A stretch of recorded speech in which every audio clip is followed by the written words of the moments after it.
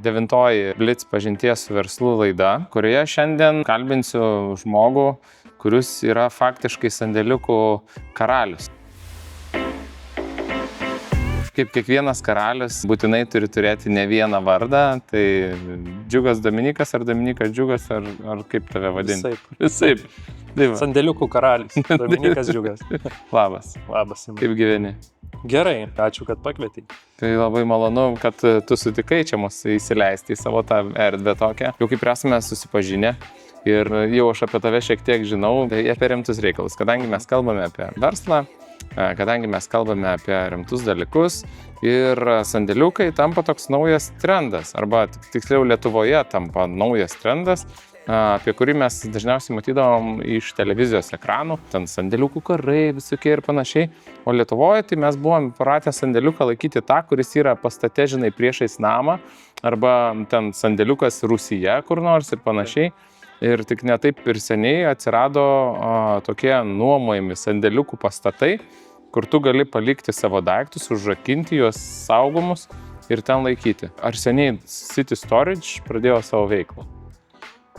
Mes kaip įmonė tikrai neseniai atsidarėm praeitų metų lapkričio 11, tai sakykime 2024-2023 metų, nes 4 planuojam atsidaryti va šitą erdvę, kurioje dabar esam. Tai tokia graži tendencija kiekvienus metus po vieną storidžą. Tai tikiuosi, kad taip seksis ir toliau, bet esam visai švieži, bet patirties turim nemažai, sakykime, atsinešę iš backgroundų, iš daug pasiskaitę ir literatūros, kokia temperatūra tinkanti ir panašiai. Tai sakyčiau, nors ir metus, bet esam pakankamai išmanantys savo darbą. Tai, žodžiu, neužtenka pastatyti sienas, neužtenka pastatyti pertvaras, duris ten įrengti, bet reikia dar daug žinoti. O tai kas keisčiausia, vystant šitą veiklą, su kuo teko susidurti pačiam? Kiekviena diena yra keista, iš tikrųjų, nes žmonės tiek skirtingų, aš gal nesakyčiau ne tai, kad keista, bet kiek yra įdomu pamatyti skirtingų dalykų, ką žmonės neša, ką pasidalina skirtingom patirtim, tiek džiaugsmingom, tiek liūdnom, tiek įvairiom. Tai būna nuo, žinau, kažkas daro vestuvės, kažko daugiau turi tą momentui, tai fainas renginys. Naip tol būna ne visai, kad taip smagu, kažkas atsitinka, liūdnesnio, reikia pasilaikyti laikinai daiktus, tai sakyčiau, kiekviena diena jinai gali skirtingus klientus atnešti, nes mes, iš tikrųjų jų pakankamai nemažai pritraukiam ir yra tas judėjimas pastovus. Žmogus pasinaudoja mėnesį, nebereikia, ateina kitas ir užima jo vietą, užima jo sandėliuką, užima jo erdvę su visai kita praeitim ir istorija. Tai žodžiu, kažkas vestuvinės dekoracijas laiko, kažkas savo, ten, kaip sakant, labai artimų giminaičių, kurių dėja nebebūna, ir tai reikia paminėti, nes, tuos daiktus, kaip sakant, reikia laikyti. Tai būna nuo tikrai džiaugsmingų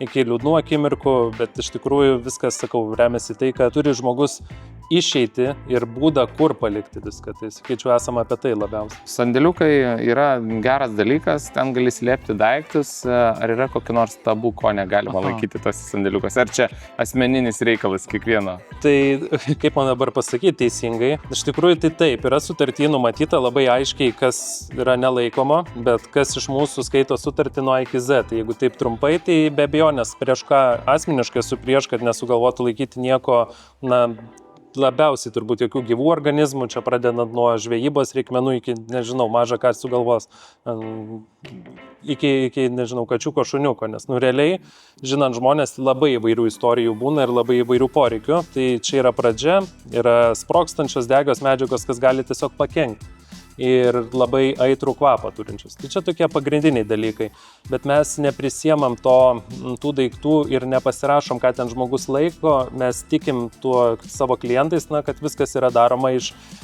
tiesiog pasilengvinti buitį, o nedaryti kažką nelegalaus. Tai manau, kad čia yra svarbiausia. Tai po keleto metų galėsim filmuoti laidą. Sandėliukų aukcionas, žinai, tie, kurie palikė daiktų, gal yra jau dabar tokių per metus laikų? Tai tendencija ir ten... Tendencija turbūt kokie 4 metus, pagal tą, ką matėm per pirmus metus, taip, yra žmonės, kurie susideda ir pamiršta, nenori mokėti, galvoja, kad nebereikia ir jūs pasirūpinkit. Tai sandėliukų karai, tai turbūt netrukus. O tai ką keisto, yra kažką keisto vertingo palikę ar dar ne? ar dar ne? Nes jūs, aš kaip suprantu, vis tiek tos sandėliukus išvalot, utilizuojat visas tas atliekas tų klientų atžvilgių ir ar esat atradę kažko tai vertingo? Dviračiai. Tai dviračių parduotuvė galėtume tapti. Dviračiai? Su laiko. Dviračiai. O, nes jiems nebereikėjo tiesiog. Tai žmogus įsivertina, kas yra labiau svarbu, ar tas dviratis, ar apmokėti sąskaitą savo ten už praėjusį periodą. Tai turbūt dviračiai, lovos, sofos ir kraustimosi dalykai. Gal kraustynės nepasisekė taip greitai, pasiliko daiktus ir įsivertina tą sumą, kiek dar reikėtų laikyti. Tai manyčiau, kad tai yra toks kaip pagrindas ir dažnai pakankamai būna, irgi turėčiau paminėti, kai žmonės gyvena kartu, pasikeičia, nežinau, gyvenimas susideda į sandėliuką kažką, po to atsitinka ten skyrybos ir kas kieno. Tai tada lieka mūsų City Storage. Trečias laimi vos, ne taip. Tai, bet neapsimoka, aš manau. Ne, tikrai ne. Mums tikrai daiktų nereikia. Jau ir paskutinį kartą bendraujant su klientė sakiau, labai norėčiau, kad jūs bent dalinai padengtumėt savo sąskaitą ir tikrai mielai mes jums gražintume daiktus, net nemokamai atvešim į kitą vietą ir jūsų namus. Tai tikrai nesam dėl daiktų, nedirbam dėl daiktų. Būtų keista, iš tikrųjų. Bet ateičiai čia pagalvoti reikia, žinai, ekspozicija, paliktų daiktų ekspozicija, žinai. Jei nori, nusipirk. Pradžia, taip. Gerai, mes esame tame antrame pastate ir esame tokioj bendroje erdvėje. Čia turim gerą galimybę pasižvalgyti, kaip pastatas atrodo pastatytas, bet dar neįrengti tie sandėliukai. Jūs čia pamatysit, kaip mes vaikštom. Kur mes čia esam? Čia trečias aukštas, taip. Čia plynas aukštas visas. Ir per kiek laiko tokia erdvė užsipildo tais sandėliukais ir kiek čia reikia investuoti tiek laiko, tiek finansų, tiek kitų galbūt kažkokių tai dalykų, kad tai taptų saugia daiktų laikymo vieta. Taip, čia geras klausimas. Iš tikrųjų, atsidarant, niekada mes nedarom iki pat galo viso pastato, nes tu negali numatyti tendencijų žmonių. Gal reikės mažiausių kubų, gal reikės 20 kvadratų, nes netgi gyvenamoji vieta, rajonas, kur mes įsikūrėm, truputį rodo tendencijas. Ar tai yra aplink mažesni butai, ar tai yra daugiau verslų, ar tai verslo rajonas. Iš to visiškai mes ir, kaip sakant, gyvenam, nuspręsdami, galbūt numatydami už klientą, bet pasilikdami tokį aukštą kaip šitas pilnai laisvą, kad galėtume po to įgyvendinti tai, kas yra klientam reikalinga, nes po to mes jį paliksim padarytą pagal save ir niekas nenuomos. Nes gal reikės mažų, gal didelių, gal vidutinių, gal apskritai nereikės ar ne ir turėsim šitą erdvę, nežinau, kartingą padaryti. Tai mes nuo to iš tikrųjų apsisaugom. Investicijų reikia nemažai. Bet ką mes jau čia matom, ar ne, tai čia jau yra padaryta didžioji investicija, nes visa kita tai yra tiesiog sienos, kurios yra daromas iš metalo paprastos konstrukcijos, tai nėra per daug išmanu. Išmaniausiai yra virš mūsų esantis visi renginiai, drėgmės kontrolė, temperatūros kontrolė, automatizuotos visos sistemos, ten spinelės, viskas tai kainuoja didžiausius pinigus. O visa kita tai yra net lengvai koreguotina, net jeigu mes nuspręsim, kad mums galbūt netinka tie sandėliukai, kokie yra numatyti ten pirmam ar antram aukšte, mes juos apkeis galim per 2 dienas. Žodžiu, dinamiška erdvė. Taip. Tai jeigu, tarkim, aš norėčiau prasiplėsti tą sandėliuką, kurį mes jau ten užėmę esam, tai greičiausiai kelčiausi į kitą. Taip. Bet jeigu aš labai norėčiau užimti pusę aukšto ir man būtų galima spręsti šitą klausimą tiesiog priimant tam tikrus sprendimus. Manau, taip, pakankamai nesunkiai, bet dėl to mes ir turim nuo 1 iki 24 kvadratų imant visus. Tai plėstis iki tiek didesni sandėliukai nėra mūsų niša. Tiesiog didesnis sandėliukas jau reikia, kad būtų pirmas aukštas, kad būtų, nežinau, atitinkamas darbuotojas, kuris priima, padeda ir taip toliau. Tai mes dirbam labiau ant to, kad tai būtų self-storage. Tai reiškia, žmogus pats viską daro ir nereikia darbuotojų įsikišimo. Tai mūsų verslo modelis yra ir klientam tai patinka, kad nereikia kažkam skambinti, laukti rakto, kol atneš ar ne, prisikabinė šitą rakčiukas. Tai yra viskas telefone. Tai mes einam ant to, kad tiesiog nereikėtų žmonių, nereikėtų papildomų darbo rankų, reikėtų tik telefono ir www.citystorage.lt. Supratau. Tai žmonės faktiškai nedalyvauja. Koks kolektyvas jūsų yra? Kelių žmonių? Asmenų. Geras klausimas. Taip, tai būnant tokiame biznėje kaip mūsų ypač, tai mūsų nereikia daug. 3-4 žmonės susitvarkytų pasiskirstant reikalus. Tai galbūt reikalingas truputį marketingą, vis tiek reikalingas žmogus, kuris apžiūri, parodo, ar ten paliko tvarkingai. ir reikalingas žmogus, kuris su pardavimais daugiau dirba. Iš esmės 3-4 žmonės užtektų aptarnauti 3 pastatus. Tai čia neblogas monetizavimas. O tai gerai, dabar jau apie verslą tiems, kurie šiaip domisi plačiaja prasme verslu.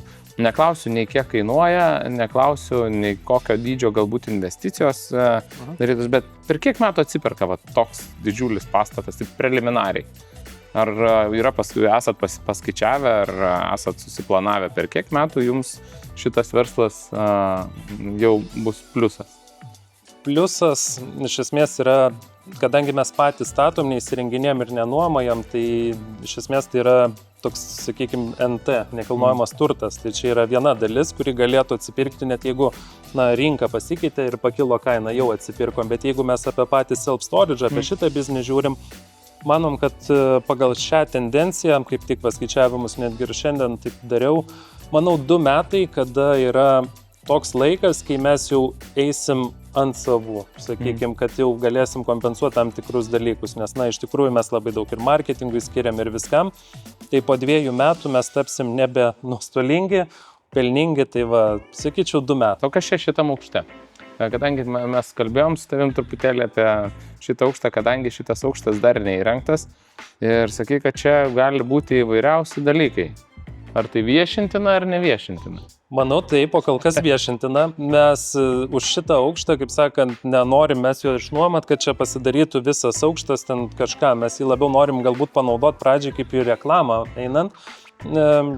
Bet koks renginys galėtų čia drąsiai vykti, turiu omenys, yra tam tikri apribojimai ir leidimai, ko mes nenorim, bet iš principo yra 1200 kvadratų laisvos erdvės, kurios mes nenaudosim, bet už ją, kaip sakant, ir apšildom, ir vėdinam, ir drėgmę kontroliuojam, tai būtų gal fainai padaryti kokį dailės galeriją, ten renginį, galėtų būti festivalius, balius, ten kokie susitikimai verslo, tas pats filmavimas arba kas nors sugalvos kokį siaubeką, ar ne, pafilmuoti. Tai mes, kaip sakant, tikrai noriai perleisim bet kam, kas tik tai turi gerų idėjų. Tai žodžiu, jeigu dalinatės reklamą, papasakojat truputėlį apie City Storage, šitą erdvę gali tapti jūsų, nežinau, vaizdo klipo filmavimo vieta arba galbūt, kaip ir minėta, renginio vieta. Trankus vakarėliai neleistini, nes nėra čia ko draskytis.